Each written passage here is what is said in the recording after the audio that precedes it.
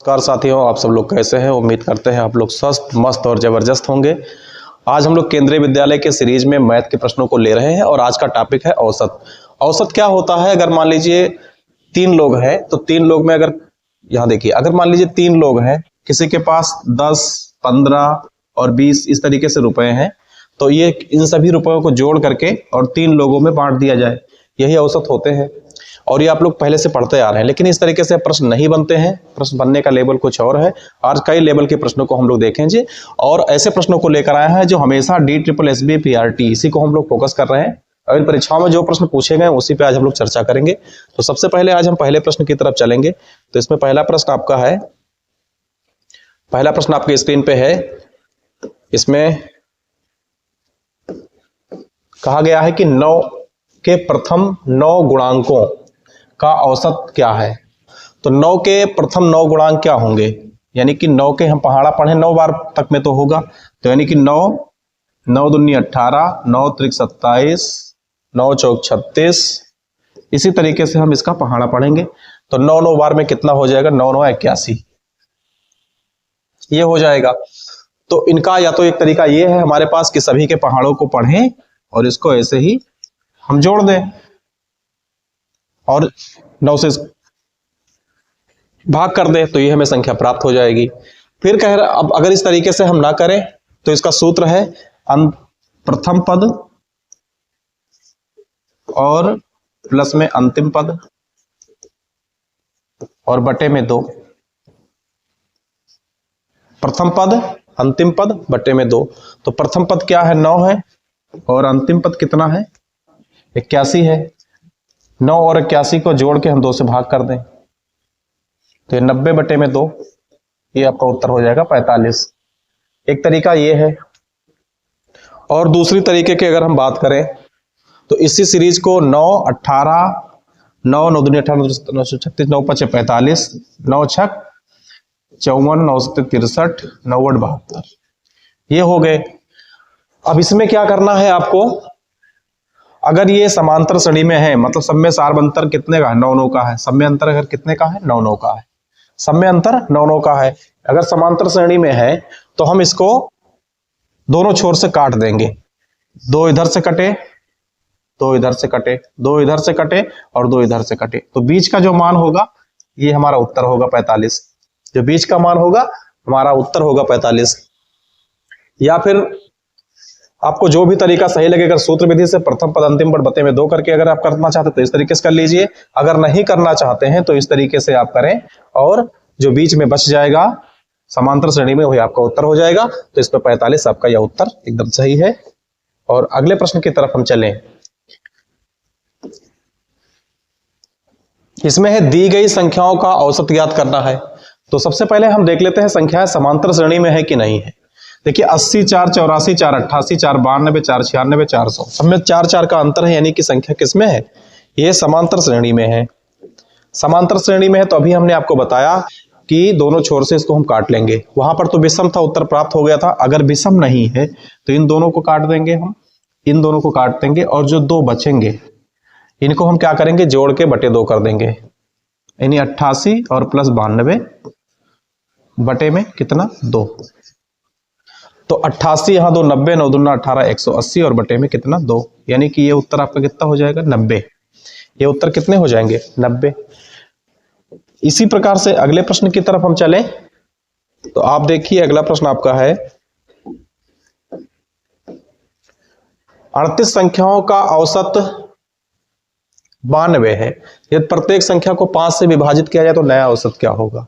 38 संख्या है, यानी कि संख्या नहीं दिया गया है कौन से 38 है। अगर मान लो संख्या हमारे पास है 3 5 8 7 9, इसी प्रकार से जो हमारे पास संख्या है इन सभी का, ये संख्याएं हैं पूरे 38 और इन सभी का औसत हमको दिया है कितना? 92। तो प्रत्येक संख्या को 5 से विभाजित किया जाए, यानी कि जितने भी 38 संख्याएं हैं सबके बटे में 5 किया जाए, 5 से भाग कर दिया जाए, 5 से विभाजित कर दिया जाए, तो नया औसत बताना है। तो संख्याएं में अगर भाग होगा तो औसत में भी तो भाग होगा। तो यहां भी हम 5 की भाग कर देंगे तो 18 पंचे 90 और 20 बचा, 5 चौक में 20। ये उत्तर आपका ये ऑप्शन वाला सही होगा।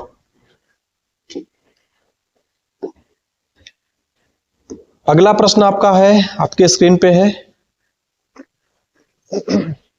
13 संख्याओं का औसत 22 है। प्रत्येक संख्या को 3 से गुणा किया जाए तो नया औसत क्या होगा। देखिए इसमें भी बिल्कुल सेम उसी तरीके से है।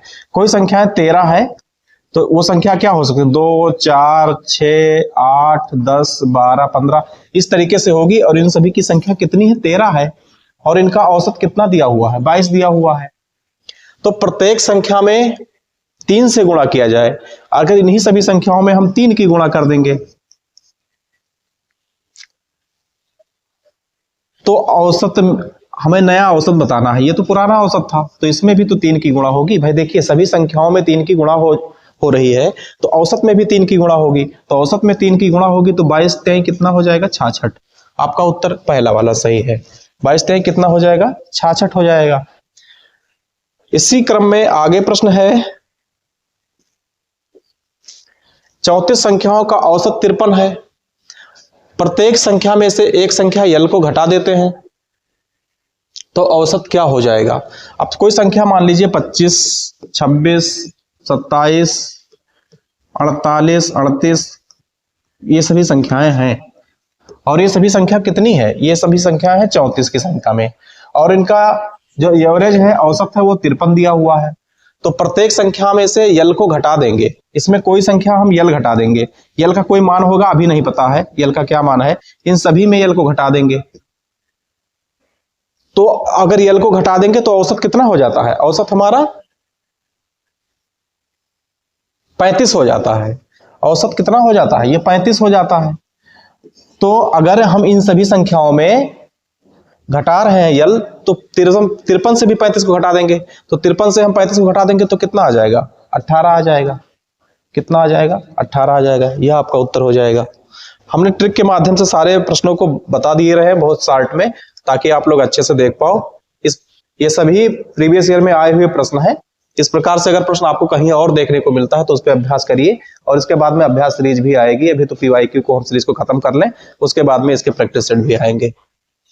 प्रथम 10 पूर्ण वर्ग, लोग कहते हैं कि औसत सरल टॉपिक होते हैं, लेकिन देखिए भर भर के प्रश्न पूछे गए हैं DSSB में 2022 में।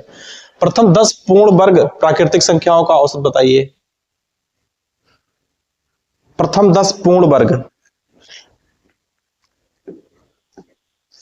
पूर्ण वर्ग क्या होते हैं।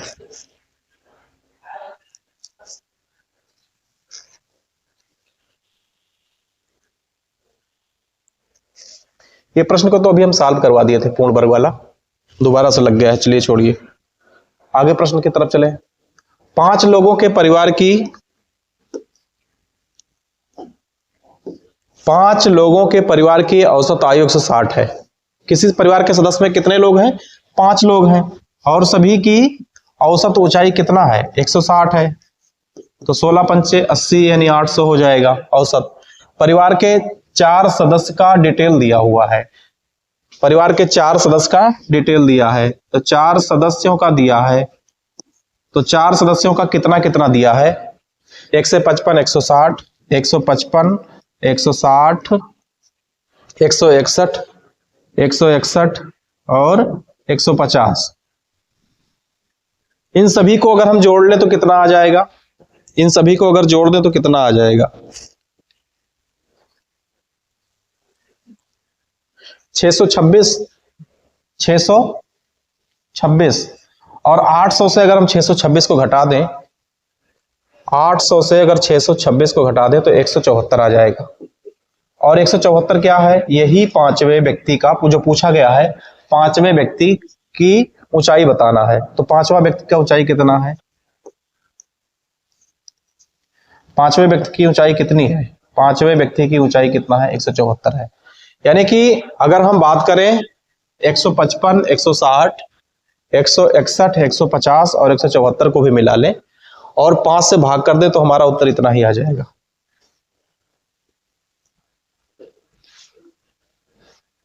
अगला प्रश्न है, प्रथम 15 प्राकृतिक प्रथम 15 विषम प्राकृतिक संख्याओं का औसत। यह सूत्र से सवाल है। इसका सूत्र होता है प्रथम n विषम प्राकृतिक संख्याओं का औसत n ही हो जाता है। तो 15 विषम प्राकृतिक संख्याओं का औसत भी क्या हो जाएगा, 15 हो जाएगा। ये एचटी सूत्र से पूछ लिया गया है।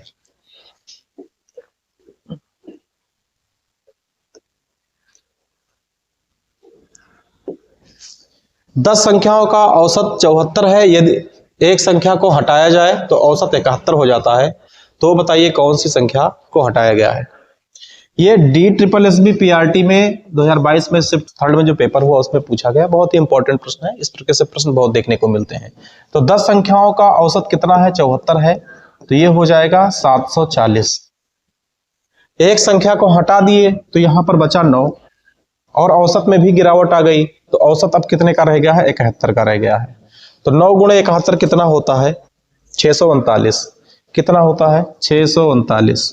अगर हम 740 से 639 को घटा दें तो कितना उत्तर आ जाएगा, 101। कितना उत्तर हो जाएगा, 101।